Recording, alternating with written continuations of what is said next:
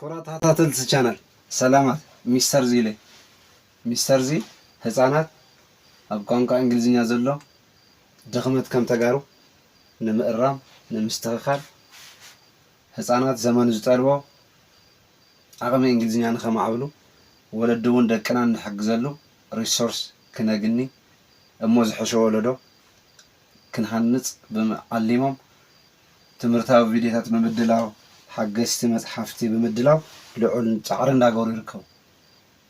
ስለዚ እዚ በብግዚኡ እንሰዶ ትምህርታዊ ቪድዮታት ናብ ወለዶ ክባጻሕ ዩቲዩብ ቻነልና ሚስተር ዚል ኢዲግ፣ ቲክቶክ አካውንትና ሚስተር ዚል ኢዲግ ሰብስክራይብ፣ ላይክ፣ ፎሎው፣ ሼር በመግባር ሚስተር ዚል ጽሕፎ መጽሓፍቲ ዚል እንግሊሽ ካብ ኬጂ እስካብ ራብዓ ዘሎ ህፃናት ሳይንሳዊ ሜላ ናባ እንግሊዝኛ ንኽእሉ ሓጋዚ ዝኾነት መጽሓፍ ዚል ስፖከን እንግሊሽ ቮሊዩም 1 ካብ ኬጂ እስካብ ራብዓ ዘሎ ህፃናት ዘረርብ እንግሊዝኛ ንኽእሉ ብዓቕሞም ዝተዳለወት መጽሓፍ ዚል ስፖከን እንግሊሽ ቮሊዩም 2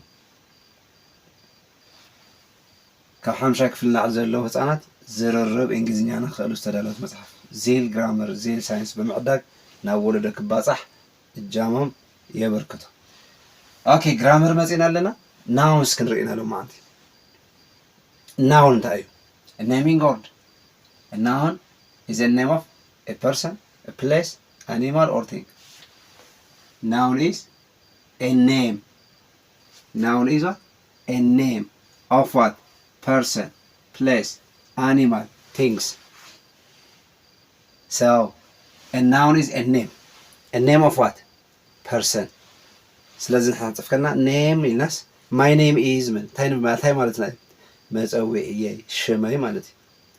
ስለዚ ናይ ቦታታት ሽም፣ ናይ ቦታ ሽም፣ ናይ ሰብ ሽም፣ ናይ እንስሳ ሽም ወይ ከዓ ናይ ኣቑሑት ሽም እንታይ ንብሎ ናውን። ስለዚ ሰብ ንምጽዋዕ እንጥቀመሉ ቃል፣ ቦታ ንምጽዋዕ እንጥቀመሉ ቃል፣ እንስሳ ንምጽዋዕ እንጥቀመሉ ቃል፣ ኣቑሑት ወይ ነገራት ንምጽዋዕ እንጥቀመሉ ቃል ሽም ወይ ናውን ይባሃል። ስለዚህ noun እንታይ እዩ? It's a naming word. መጸውዒ ቃል እዩ። So let's go. Example, Faris has a new bag. ስለዚህ ኣብዚኣ መጸውዒ ቃላት ኣሎ። ኣየነ ነን? Faris, this is the name of a person. And bag is a name of what? A thing, a material or a device, tool. So thing, name of thing. So Faris has a new bag. ስለዚህ ኣብዚኣ ናይ ሰብ ሽም ኣላ፣ ኣብዚኣ ናይ ኣቕሓ ሽም ኣላ። So Faris has a new bag. So those are what? The naming words. ንመጸውዒ እንጥቀመለን ቃላት ኣብዛ ሙሉእ ሓሳብ ፋሪስን ባግን ዝብላ ይኾና። መቐለ is a big city. ስለዚ መቐለ is a big city. So እዚኣ ክልተ መጸውዒ ኣለና። መጸውዒ ቃላት ክልተ ኣለና። መን city and መቐለ። So lion lives in a den.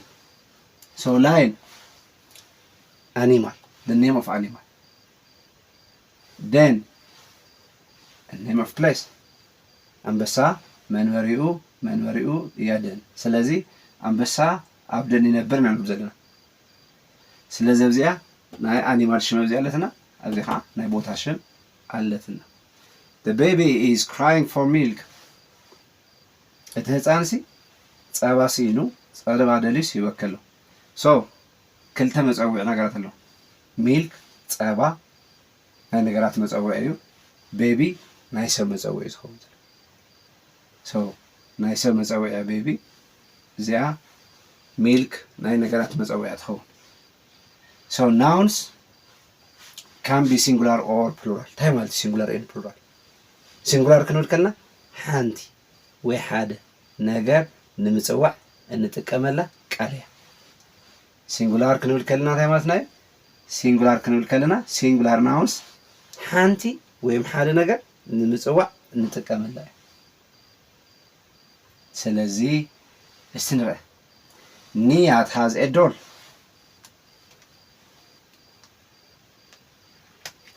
So a doll. Nihat has a doll. which means one doll. Niyat C. Niyat has a doll እንተይልና doll ማለት toy ማለት ባምቡላ ወይ ከዓ ናይ ቆልዑት መጻወቲ አሻንጉሊት የሚባል so one doll ማለት Niyat has a doll እንተይላስ Niyat ሓንቲ ባምቡላ አለታ ስለዚህ ሲንጉላር ያ ማለት እዩ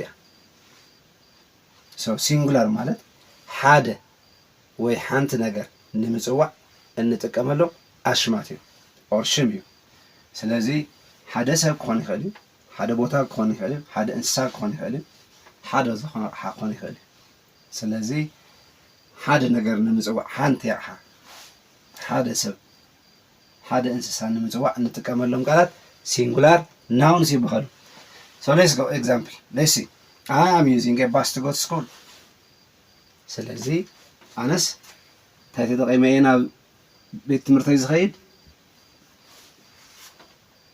ስለዚህ ባስ ማለት አውቶቡስ አውቶቡስ ስኩል ስለዚህ ሓንቲ ቤት ትምህርቲ ሓንቲ ባስ እንወግአለና ማለት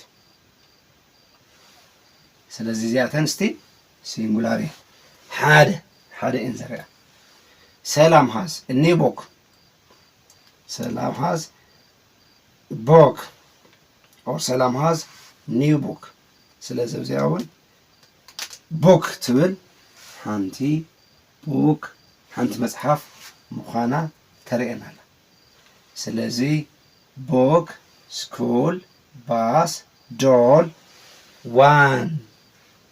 one school one book one bus one doll ምዃነን የርእየና ስለዚህ ሲንጉላር ናውንስ ይባላል ክልተን ካብኡ ላዕልን ዝኾኑ ነገራት ንምጽዋዕ እንጥቀመሎም ከታይ እዮም ዝበሃሉ we call them plural nouns ይባላሉ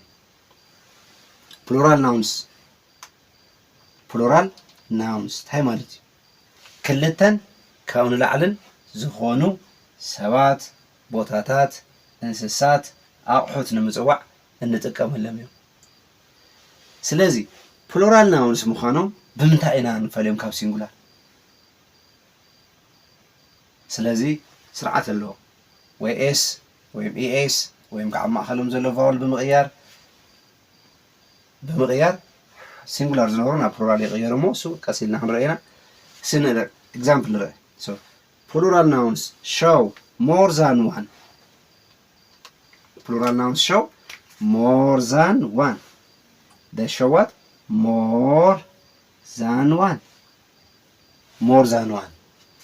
person place animal things ካብ ሓደ ንላዕሊ ብኻልእ ኣባህላ እንታይ ማለት ክልተ ንላዕሊ እዮም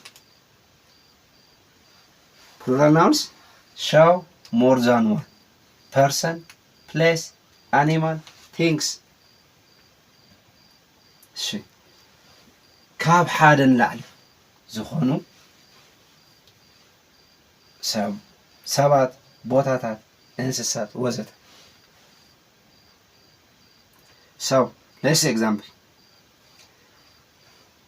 girls love to wear pink dresses ስለዚህ ድሬስ እንታይ እያ ክዳን ድርኤስ ክዳን እያ ግን ኢኤስ ወሲኽናላ ክዳውንቲ ጌርና እያ ማለት እዩ ድርኤስ ድሬስ ክዳን እያ ግን ኢኤስ ወሲኽናላ እንታይ ጌርና እያ ማለት እዩ ክዳውንቲ እንታይ ኢልና ሓንቲ ኣይኮነትን መች ብዙሕ ማለት ነው ብዙሕ ክዳውንቲ ማለት ነው so ክዳውንቲ እንታይ ኢልናስ ኣብዚሕና የለና ክዳን ማለት እዩ ገርል ማለት እንታይ ማለት እዩ ሓንቲ ጓል ኣንስተይቲ so ሓንቲ ጓል ኣንስተይቲ ይኾን so girls እንታይ ኢልና ብዙሓት ደቂ ኣንስትዮ ጌርና ኣለና